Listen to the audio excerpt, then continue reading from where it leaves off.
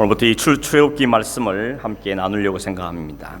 출애굽기는 말 그대로 출애굽, 애굽을 나간 이야기죠. 영어로는 엑소더스, 탈출이라 이렇게 할 수 있겠습니다. 원래 구약 성경의 책 제목은 이렇게 창세기, 출애굽기에 안 돼 있고요. 제일 첫 단어가 성경책 이름이었습니다. 그러니까 첫 번째 책은 창세기는 뭐겠습니까? 태초에. 그러니까 이 태초에가 성경 이름이었습니다. 히브리어는 베레시트, 그런데 베레시트 1장 1절 뭐 이렇게 되겠죠. 그러다가 나중에 이 유대인들이, 이스라엘 백성들이 바벨론 포로로 잡혀가고 또 뿔뿔이 흩어지면서 점점 이 2세대 3세들이 목을 잃어버립니다. 그리고 언어가 히브리어는 자꾸 죽어갔고 그 당시 공용으로 사용된 언어가 헬라어였습니다. 그러다 보니까 우리가 이 성경을 히브리어 말고 우리가 읽을 수 있는 헬라말로 좀 번역했으면 좋겠다, 이런 불의가 생성됐습니다. 그래서 그 애굽에 있는 알렉산드리아에 있는 곳에서 70명의 학자가 모여가지고 히브리어 말을 헬라말로 성경을 번역을 했습니다. 그때 70명이 번역했다 그래서 이름을 70인역 이렇게 부릅니다. 혹은 LXX 이렇게 쓰기도 한데, LXX라는 것은 라틴어로 L이 50이고 X가 10입니다. 그래서 50, 10, 10, 그래서 70이다 이런 말로 사용하고 있습니다. 그렇게 히브리 말을 헬라로 바꾸면서 책 이름도 바꾸집니다. 원래는 첫 번째 단어를 책 이름으로 했었는데 첫 번째 단어 말고 그 책에서 가장 중요하고 이슈가 되는 내용을 책 제목을 하자, 그렇게 합의를 하고 이런 제목이, 첫 번째 책은 뭐니 뭐니 해도 이 우주 만물이 창조된 것, 이게 가장 중요한 게 아니겠냐. 그래서 이름을 창세기라, 제네시스라고 이름을 붙이게 된 것입니다. 출애굽기는 뭔가 하면 우리 성경에는 애굽 왕이 이렇게 시작되지만 원래 원문 성경에는 이름들은 이러하니 이렇게 되어 있습니다. 이름들이라는 게 첫 번째 단어인데, 원래 그래서 출애굽기는 이름들이란 단어로, 쉐모트라는 단어로 쓰여졌지만 헬라로 바뀌는 과정에서 이 두 번째 책에서 가장 핵심적인 내용은 출애굽하는 거다. 그래서 이름을 출애굽기 혹은 엑소더스 이렇게 이름을 짓게 된 것입니다. 첫 시간에서 조금 더 서론적인 이야기를 해보면 이 출애굽기를 비롯한 창세기, 출애굽기, 레위기, 민수기, 신명기까지 이 5권을 가리켜서 모세가 지은 5권의 책이라 그래서 모세오경이라 부르죠. 모세오경이다 이렇게 부릅니다. 이 모세가 이 5권의 성경을 지었지만 사실 모세는 천지를 창조할 때 없었죠. 훨씬 후에 있었던 사람입니다. 어떻게 이걸 다 알고 성경에 기록했을까? 하나님께서 성령으로 감동하셨고 또 전해오는 이야기들을 종합해서 이 성경을 짓게 됐는데, 이 성경을 지을 때 때가 언젠가 하면 한 1400년대 정도입니다. 1446년에서 1440년 정도에 이 세계 이 5개의 성경이 기록됐는데, 그때는 어떤 시기인가 하면 이 모세의 인도로 이스라엘 백성들이 애굽에서 이미 나가서 광야를 여행하고 있을 때였습니다. 그들에게 왜 이 성경이 주어진가 한번 생각해 보시면, 이스라엘 백성들이 모세의 인도를 받아서 애굽에서 나갔습니다. 광야에 지금 생활하고 있습니다. 처음에는 이 애굽 땅에서 남의 노예로 살다가 나간다 그러니까 신났겠죠. 기분이 들떴을 겁니다. 새로운 세계, 하나님이 주신 땅에서 우리가 살게 됐으니까 들뜬 마음으로 출발했겠죠. 그런데 곧바로 가나안 땅에 안 들어가고 광야에서 뺑뺑 돌면서 40년을 보내는 겁니다. 그러다 보니까 이스라엘 백성의 마음속에 어떤 마음이 드는가 하면, 우리가 여기서 진짜 가나안 땅 가는 게 맞느냐? 모세는 진짜 우리를 인도할 만한 능력이 있는 거냐? 우리를 인도하는 신인 그 여호와라 그러는데 그 여호와가 진짜 어떤 신인가? 이런 많은 마음의 질문들을 품기 시작하는 것이죠. 그것이 의심이 되고 불평이 되고 마음의 물음표가 자꾸 던져지는 것입니다. 모세의 지도력에 대해서도 회의를 가진 사람이 생기기도 하고 마음의 불평들이 생기기 시작합니다. 모세가 가진 권위에 도전하는 사람도 생기고, 더군다나 광야 생활이 자꾸 반복되니까 시적이 나고 피곤하고 힘들고 진짜 우리가 가는 게 맞는가 하는 이런 부정적인 생각들, 말들이 그 가운데 생기기 시작한 것입니다. 이걸 아신 하나님께서 모세를 통하여서 너희를 여기까지 인도해낸 하나님이 어떤 하나님인지, 그리고 이 하나님이 너희를 어떻게 이끌어 가실지에 대해서 그들에게 가르쳐 줄 필요가 있었던 것입니다. 그래서 하나님이 5권의 성경을 통하여서 하나님이 모세를 통하여 이스라엘 백성들에게 하나님이 누구신지, 이 세상이 어떻게 시작됐는지, 너희 이스라엘 민족은 어떻게 출발됐는지, 그리고 하나님과 이스라엘 백성에게 뭘 주려고 하는지, 이런 점들을 설명하기 위해서, 가르치기 위해서 지어진 성경이 바로 이 모세오경이라고 말할 수 있을 겁니다. 그래서 원망이 들어가게 만들고 불평이 사라지게 만들고 소망을 가지고 이 광야의 삶을 잘 살아가려고 격려하기 위해서 이 성경이 주어진 것입니다. 우리가 창세기를 쭉 살펴보았는데, 창세기는 특이한 게 뭔가 하면 첫 출발이 온 세계가 만들어진 이야기죠. 생명이 시작된 이야기였습니다. 천지 만물이 생기고 사람이 생기고 동물과 식물이 생기고 이렇게 생명으로 시작했는데, 창세기 50장 끝날 때 보면 무슨 이야기 끝납니까? 야곱이 죽고 요셉이 죽고 죽는 이야기로 끝나고 있습니다. 어쩌면 이게 인생이죠. 태어나고 생명이 주어졌는데 그 생명이 끝나는 것이 인생의 과정이라고 말할 수 있습니다. 그런데 그게 끝이 나면 하나님 그게 끝이 아니고 그 생명 가운데 하나님이 일하셔서 우리에게 구원을 주신다는 것입니다. 그게 바로 출애굽이 가지고 있는 중요한 의미라고 말할 수 있습니다. 하나님은 그렇게 태어나서 생명을 시작해서 수고하는 그 영혼들 가운데 그 생명들을 건져내서 그들에게 영원한 생명을 안겨주고 하나님의 예비하신 풍성한 삶 가운데 이끌어 가신다. 그 하나님의 일하심, 하나님이 어떻게 역사에 개입하시는가 하는 점들을 우리에게 말해주고 있는 게 이 출애굽기입니다. 여러분, 출애굽기 그러면 조금 나간 이야기 그것만 생각이 쉬운데 왜 나가겠는지, 그 과정에 하나님 뭘 우리에게 말씀하고 싶은가 하는 점들을 우리가 이 출애굽기 살펴보는 가운데 특별히 하나님의 일하심, 하나님의 역사심들 볼 수 있는 그런 기회가 되기를 간절히 바랍니다. 1절 말씀 다시 보시면 1절 이렇게 시작되죠. 야곱과 함께 각각 자기 가족을 데리고 애굽에 이른 이스라엘 아들들의 이름은 이러하니. 이렇게 시작. 야곱과 함께 애굽으로 간 야곱의 아들들의 이름을 밝히는 내용으로 시작됩니다. 11명이죠. 원래는 12명인데 요셉은 이미 애굽에 먼저 가 있으니까 11명의 이름이 기록되어 있고 그 11명과 함께 낳은 자손들이 모두 70명이었다 이렇게 이야기하고 있습니다. 근데 여러분, 원래 원문 성경에는 제일 첫 단어가 그리고라는 단어입니다. 그리고는 무슨 단어입니까? 앞에 문장과 뒤에 문장을 연결해 주는 것이죠. 접속사라 이렇게 부르죠. 그래서 이 출애굽기 성경도 그냥 홀로 동떨어진 성경이 아니고 창세기와 연결되어 있는 계속된 이야기다 하는 것을 이야기하고 있습니다. 창세기 마지막 부분이 어떻게 끝났죠?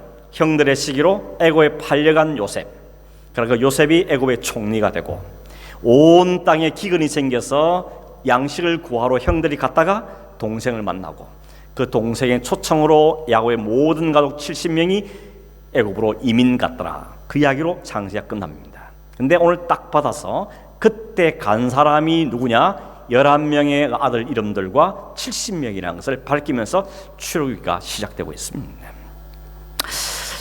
이 6절에 보면 이런 말이 있죠. 요셉과 그의 모든 형제와 그 시대 사람은 다 죽었다 이렇게 말하고 있습니다. 요셉도 죽고 형제도 죽고 1세대가 다 죽었다. 이민 1세대가 다 죽었다는 것입니다. 그런데 7절에는 이렇게 되죠. 그 70년 시작되었지만 7절에는 말하기를 그 많은 사람들이 큰 민족을 이루었다고 이야기하죠. 생육하고 불어나서 번성하고 매우 강한 민족이 되었다고 이야기하고 있습니다.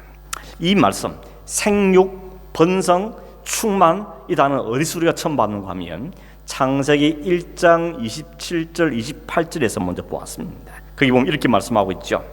하나님이 자기 형상 곧 하나님의 형상대로 사람을 창조하시되 남자와 여자를 창조하시고 하나님이 그들에게 복을 주시며 하나님이 그들에게 이르시되 생육하고 번성하여 땅에 충만하라. 땅을 정복하라. 바다의 물고기와 하늘의 새와 땅에 움직이는 모든 생물을 다스리라 하시니라. 사람을 만든 다음에 그 인간들에게 주신 복의 내용입니다. 땅에 번성하고 충만하고 땅을 다 다스리라는 것입니다. 이게 인간에게 주어진 명령입니다. 명령인데 사실 알고 보면 축복이죠. 하나님 우리에게 복을 주신 겁니다. 근데 이 복을 차버리죠. 인간들이 범죄하고 타락함으로 오히려 생육하고 번성 땅을 다스리는 것이 아니라 땅의 지배를 받습니다. 자연의 지배를 받고 환경의 지배를 받고 노예 같은 삶을 살아가고 점점 타락하고 죄를 짓게 되는 것입니다. 그래서 결과적으로 노아 시대에 홍수를 통해 하나님 한 번 다 썰어버려 정리하셨습니다. 모든 노아 가족 외에 모든 생물들 다 죽여버리죠. 방주 안에 들어간 사람만 살았습니다. 방주에 나온 노아가 제일 먼저 한 게 뭔가면 제단을 쌓고 하나님께 제사를 드렸습니다. 그때 하나님이 노아에게 하신 말씀이 창세기 9장 1절에 있는데 이렇게 말합니다. 하나님이 노아와 그 아들들에게 복을 주시며 그들에게 이르시되 생육하고 번성하여 땅에 충만하라. 이게 무슨 의미입니까? 하나님께서 인간들에게 주시는 그 복의 내용을 취소하신 것이 아니고 노아를 통하여서 다시 시작하겠다고 말씀하신 것입니다. 이 약속의 말씀이 또 누구에게 이어지는가 하면 창세기 12장 1절 2절에 보면 아브라함에게 말씀하십니다. 여호와께서 아브라함에게 이르시되 너는 너의 고향과 친척과 아비 집을 떠나 내가 네게 보이는 땅으로 가라. 내가 너로 큰 족을 이루고 네게 복을 주어 내 이름을 창대하게 하리니 너는 복이 될 것이다. 여기 복이 될 것이라는 말은 아브라함이 복의 출발이라는 이야기입니다. 아브라함을 시작으로 다시 하나님의 모든 민족들에게 이 복을 주게 생육과 번성과 땅의 충만한 복을 주시겠다고 하나님이 약속하고 있는 것입니다. 이렇게 하나님께서 처음 맞았던 그 계획, 처음 하나님이 생각했던 그 계획은 결코 취소되지 않습니다. 인간들의 죄와 인간들의 실수와 인간들의 범죄도 불구하고 하나님의 계획은 취소되지 않는다는 것입니다. 오늘 성경 출애굽 1장에 말씀 다시 나오죠.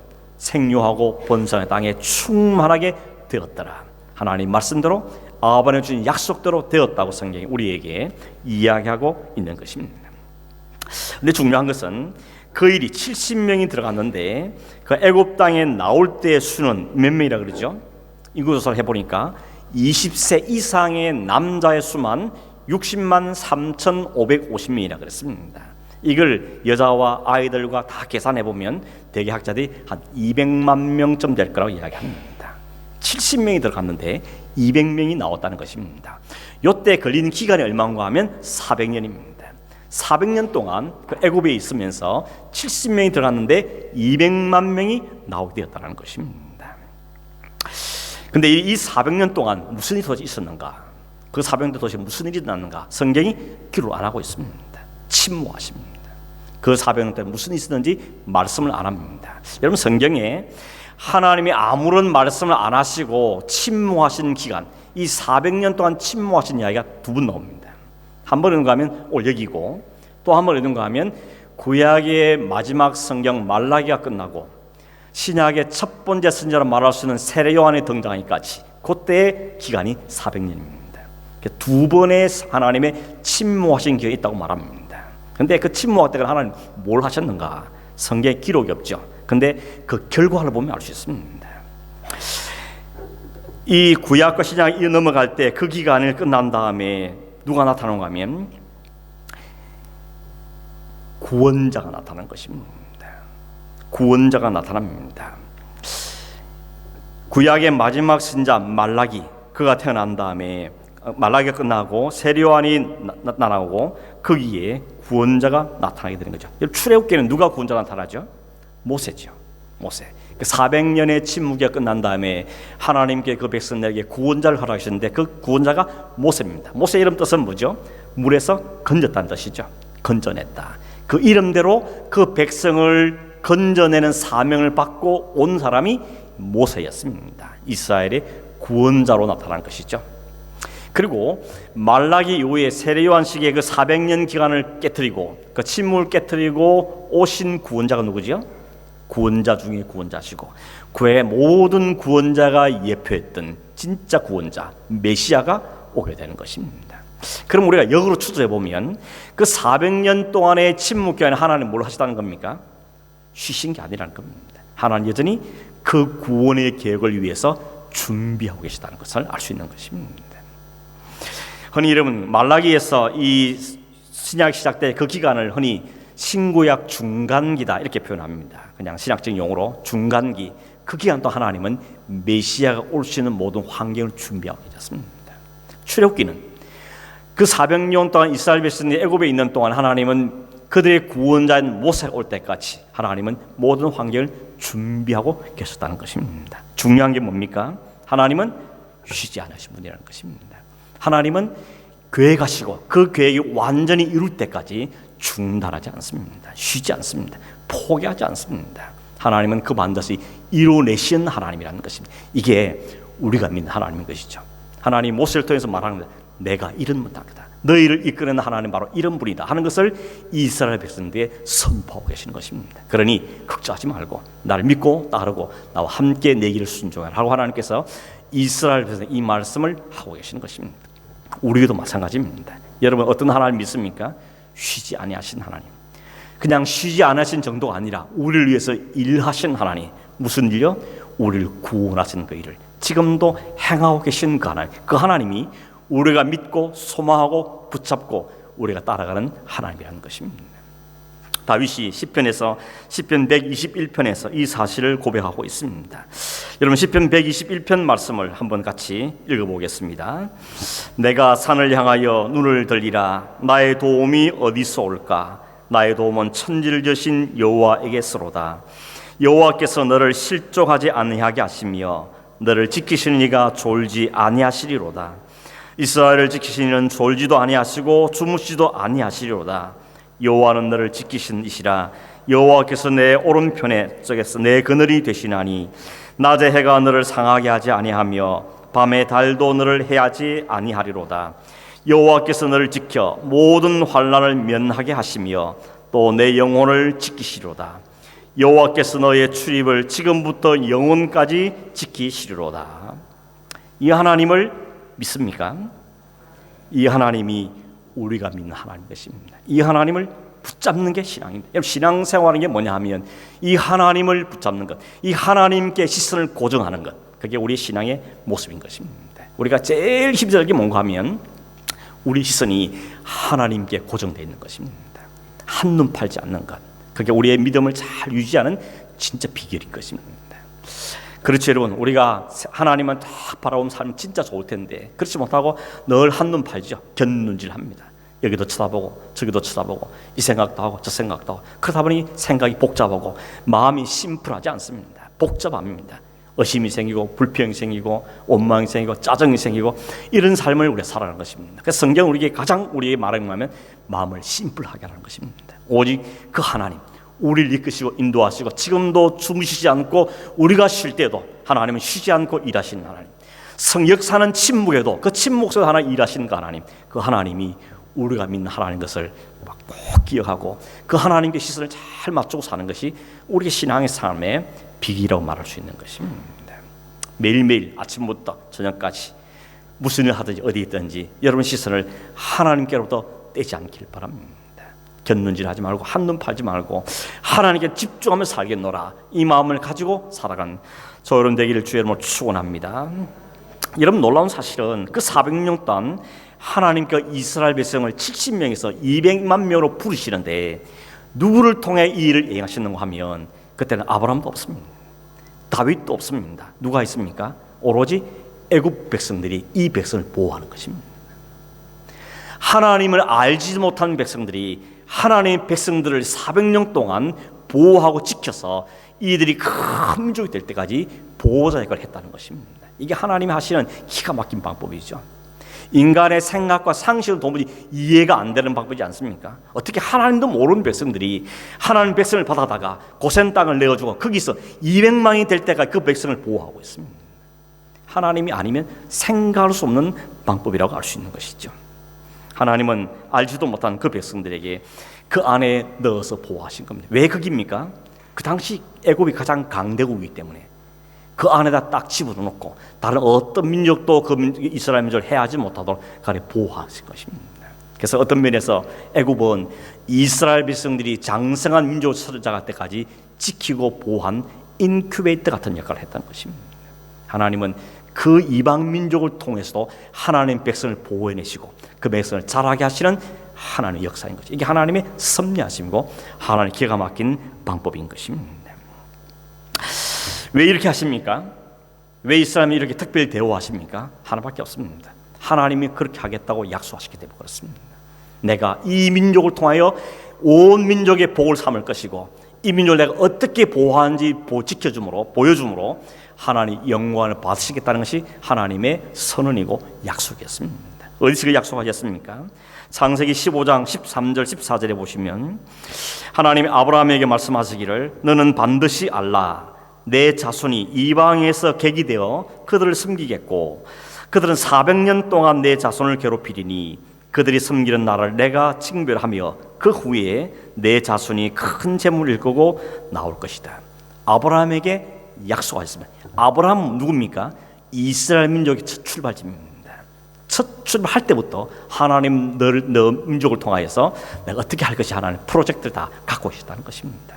400년을 딱 정해두시죠. 그리고 그 위에는 반드시 큰 재물을 이끌고 다시 나오게 할 거라고 하나님은 아브라함에게 약속하셨던 것입니다. 나중에 아브라함, 이삭, 야곱 때 실제로 애굽으로 가죠. 야곱이 애굽에 요셉의 초청을 받아서 애굽 가면서 마음이 불안합니다. 왜냐하면 자기 할아버지 아브라함과 자기 아버지 이삭이 기근 흉년을 피해서 애굽 갔다가 큰 낭패를 당했거든요. 아내 빼앗길 뻔한 큰 일을 치렀기 때문에 야곱도 걱정이 되는 겁니다. 내가 지금 가는 이유가 이 흉년을 피해서 아들한테 가는 건데 이 나도 잘못 가는 게 아닌가 마음에 주저주저하는 것입니다. 그때 하나님이 밤중에 나타나십니다. 그래서 말씀하신 게 창세기 46장 3절 4절에 있습니다. 이렇게 말하죠. 하나님이 이르시되 나는 하나님이라 내 아버지의 하나님이니 애굽으로 내려가기를 두려워하지 말라. 내가 거기서 너로 큰 민족을 이루게 하리라. 내가 너와 함께 애굽으로 내려가겠고 반드시 너를 인도하여 다시 올라올 것이며 요셉이 그의 손으로 내 눈을 감기라 하셨더라. 지금 가는 애굽행은 하나님이 보내시는 겁니다.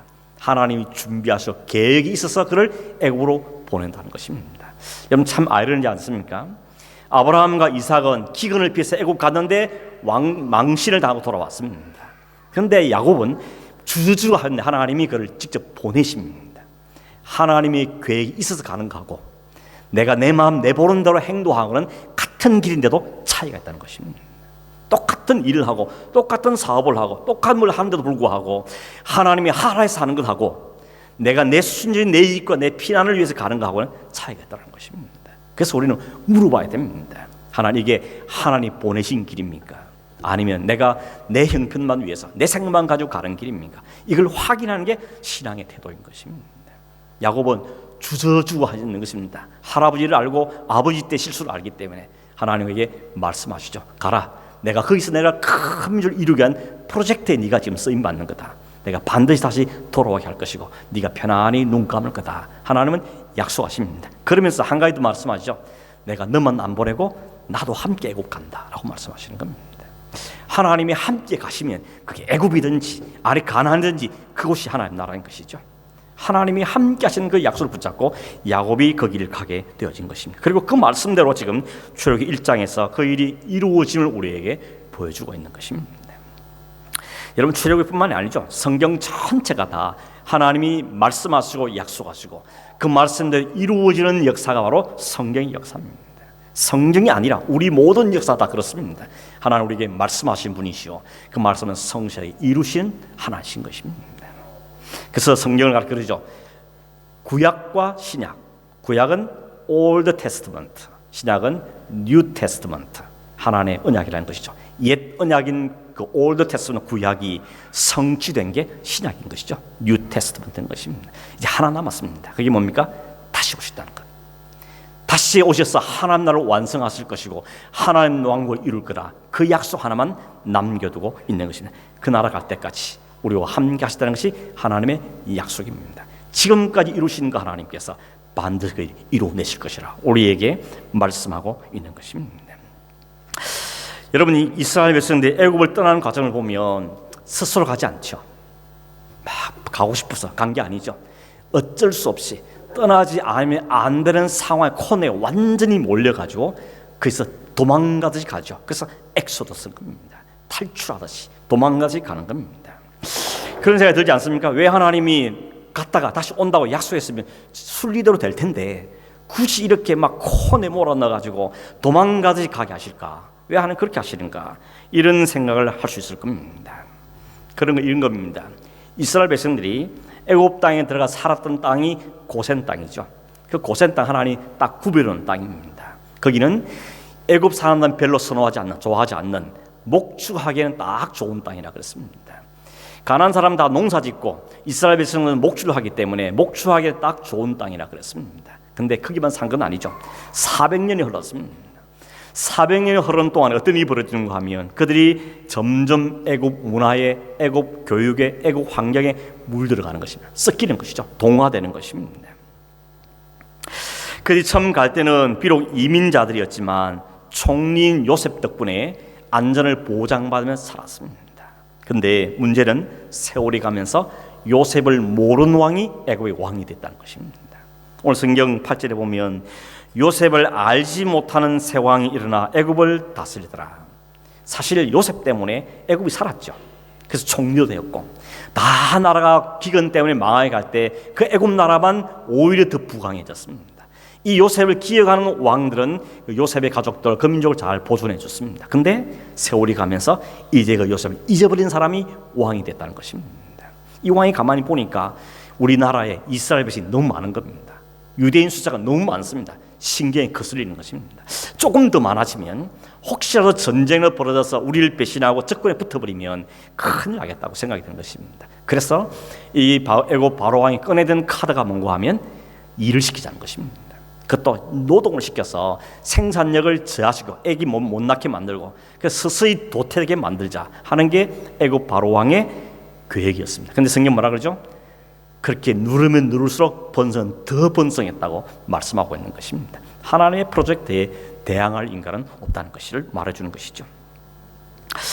여러분, 근데 이런 생각이 들죠. 왜 그 이스라엘 민족이 그렇게 고통을 당하며 살았던 세월이 성경에는 안 나와있지만 이집트의 역사의 문을 보면 80년일입니다. 80년 동안 노동하면서 그 애굽의 국고성을 성 쌓는데 동원되고 나중에는 벽돌도 안 주고 니네들이 벽돌 마련해. 그러면서 재료도 안 주면서 일을 시키는 것이 80년이었습니다. 8년이 아니고 80년입니다.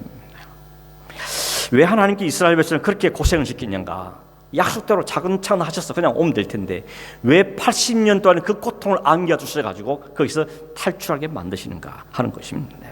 거기에도 역시 하나님의 오묘한 뜻이 담겨 있는 것이죠. 이스라엘 백성들이 애굽으로 이민 가서 400년 사는 동안에 종교와 문화와 사상과 모든 면에서 다 애굽화되어 가는 것입니다. 여러분, 우리가 경험하고 있지 않습니까? 우리 아이들이 벌써 와가지고는 1.5세인데도 벌써 한국말 다 까먹죠. 2세, 3세 되면 한국 사회는 말 안 하는 겁니다. 시민권자 치는 호주 사람이라고. 나는 호주 사람이라고. 우리 아들이 벌써 그러더라고요. 너 한국 사람이야? 호주 사람이야? 호주 사람이래요. 그래서 할 말이 없어가지고 그냥 입 닫았습니다. 근데 어쩔 수 없죠. 400년을 살면 원하든 원치 않든 애국화 되어버리는 것입니다. 생각도 문화도 말 정도가 아닙니다. 모든 정체성 자체가 애국화 되어버리는 것이죠. 그러니까 무슨 문제 생각하면 그들의 선조 조상들의 하나님도 잊어버리더라는 것입니다. 우리를 이끌어주는 하나님을 잊어버린 신앙도 버려버리는 것이죠. 세 번째 뭐 잊어버렸습니까? 하나님의 약속도 새까맣게 잊어버리는 것입니다. 가나안 땅 그게 뭐더래? 그러면서 다 잊어버리는 것입니다. 그러므로 단순히 문화가 동화됐다, 뭐 사상이 문화됐다 그 정도 수준이 아니고 그것 때문에 하나님을 잊어버리고 하나님의 약속을 다 차버리는 그런 삶을 살게 된 게 지금 이스라엘의 형편이었다는 것입니다. 더군다나 애굽 땅이 살만했거든요. 그 당시 주변 모든 나라 가운데 애굽만큼 잘 사는 나라가 없었습니다. 애굽 나라 특징이 뭔가 하면 나일강을 끼고 있죠. 이 나일강은 보니까 6,650km에 대하는 이 나일강은 애굽에 관통하는 젖줄입니다. 이 나일강에서 모든 농산물을 제공받아서 더 이상 하늘에 비가 안 내려도 충분히 살 수 있는 만큼 아주 넉넉한 강을 가진 것이 애굽이었습니다. 그러니까 하늘 안 쳐다봅니다. 강만 쳐다보고 산다는 것이죠. 이집트 사람들은 하늘에 낸 비가 없어도 살 수 있는 넉넉한 강을 가지고 있기 때문에 그들은 강을 바라보며 살았고 강을 자신의 신으로 섬겼던 것입니다. 그런데 가나안 땅은 어떤 땅입니까? 가나안 땅은 나중에 보시면 알겠지만 하늘에 비가 안 내리면 그리고 아침 저녁 이슬이 안 내리면 농사가 안 되는 땅이 가나안 땅입니다. 그러니까 하늘을 쳐다보면 사는 사람들입니다. 비가 오나 안 오나 비가 와야 될 텐데 그래서 하늘을 쳐다보며 하늘의 비를 의지하며 사는 땅이 가나안 땅이라는 것입니다. 다시 말하면 하나님의 은혜가 없으면 잠시도 살 수 없는 땅, 그 땅이 가나안 땅입니다. 우리가 흔히 성경에 젖과 꿀이 흐르는 땅 이렇게 말하지만 그 젖과 꿀이 흐르는 땅인 것이 애굽보다 훨씬 좋은 땅이라는 측면보다는 하나님 은혜를 베푸실 때 그 땅이 풍성한 땅이 되는 것입니다. 하나님 은혜가 싹 거두고 비가 없으면 그 땅은 메말랄 수밖에 없는 땅이라는 것입니다. 그러니 물이 풍성하고 모든 게 넉넉한 애굽과 하늘을 쳐다본 살아야 되는 그 땅을 객관적으로 비교하면 사람들은 그 땅에 갈 이유가 없는 것입니다. 여기가 살만하고 여기가 넉넉하고 모든 게죠. 그래서 광야 시는 또 어떻게 합니까? 조금만 불편하면 애굽으로 돌아가려고 그러죠. 조금만 문제 생기면 애굽에 있을 때가 좋았는데 조금 애굽을 돌아보고 다시 돌아가려고 생각한 것이 이스라엘 백성들의 모습이 있다는 것입니다. 사실 따져보면 그 비, 그 눈, 강도 다 하나님 주신 것인데 이 사람들은 그 하나님 못 쳐다보니까 위를 못 보니까 강만 쳐다보면서 그 강이 자신의 행복을 줄 것처럼 그 나일강이 자신의 신인 것처럼 사는 것이 세상사의 모습이죠. 많은 경우에 성경의 이 애굽 땅은 세상을 상징하고 있죠. 세상이 주는 풍요, 세상이 주는 즐거움, 세상이 주는 향락, 세상이 주는 사치, 세상이 주는 부 이런 걸 상징할 때 사용되어집니다. 근데 하나님 뭐라 그러죠?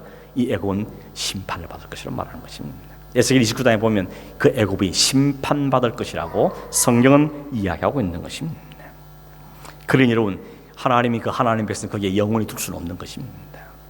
하나님이 필요한 기간 동안 그 백성 거기에 두었지만 그 백성 그냥 두면 그 백성은 함께 죽을 수밖에 없는 것입니다. 소돔과 고모라서 멸망할 때 하나님이 롯의 가족을 뽑아서 내듯이 그 애굽 땅, 그 흥청망청 세상 문화의 시대에 사는 그 세상 속에서 하나님 백성들을 뽑아내셔야 되는 것입니다. 근데 그냥 가자 하면 올 사람들이 아닌 것입니다.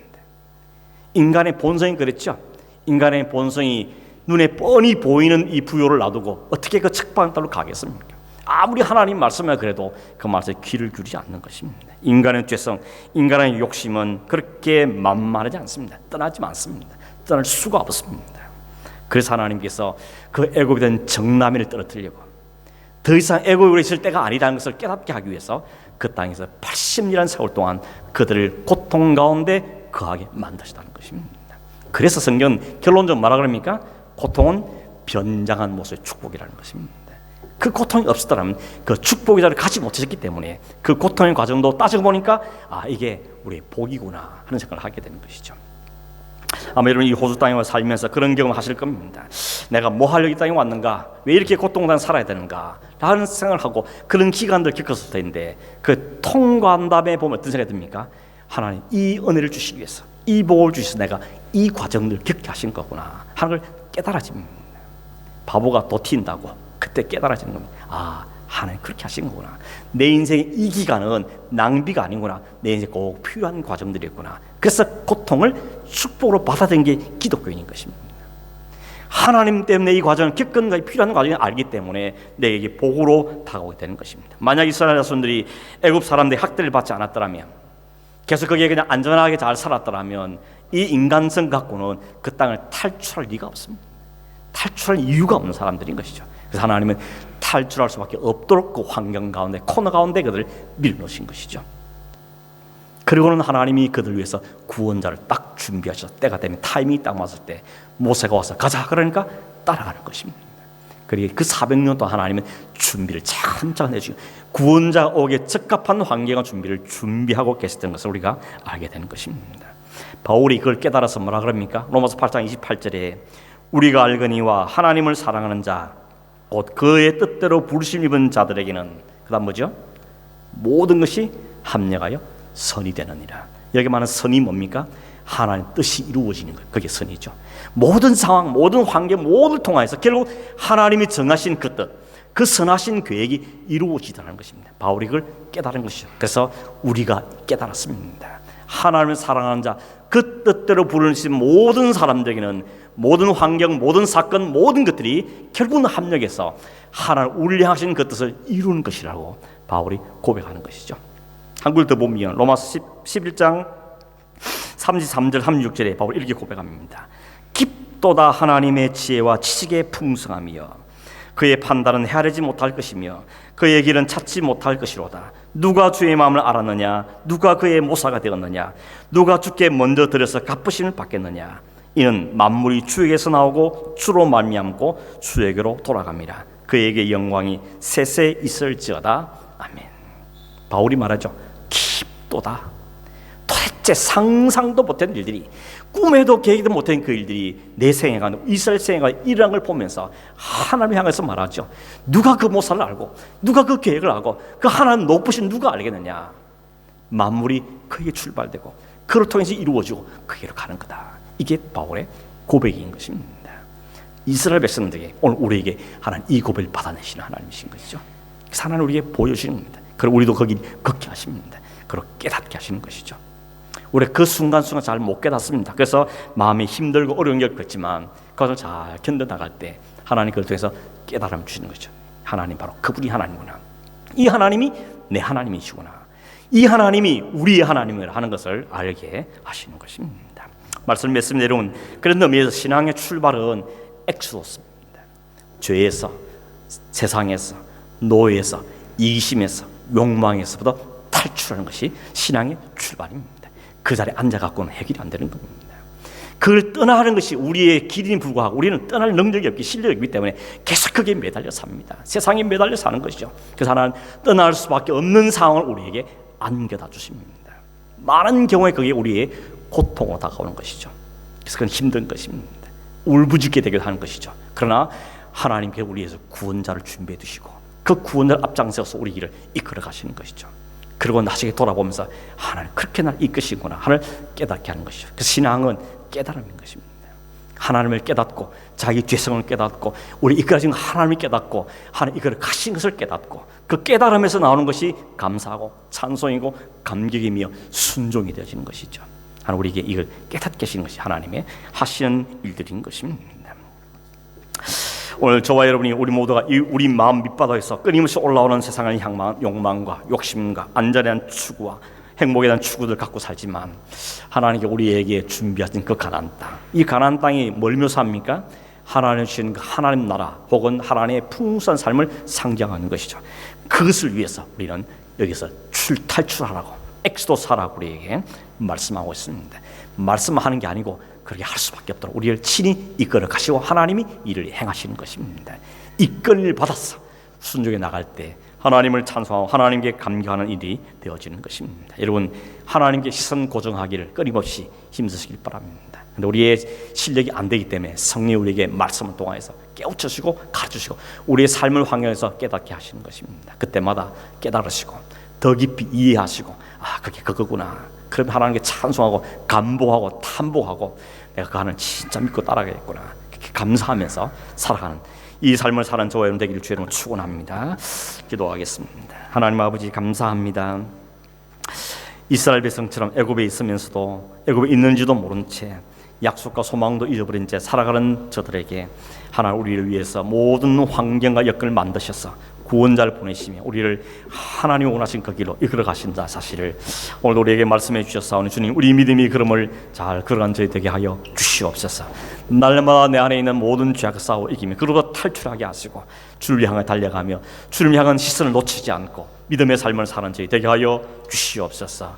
우리를 향해서 날마다 일하고 계시고 역사하시는 것 하나님께 소망을 두고 하나님만 바라보며 살아간 저희 삶이 되게 하여 주시옵소서. 예수님의 이름으로 기도하옵나이다.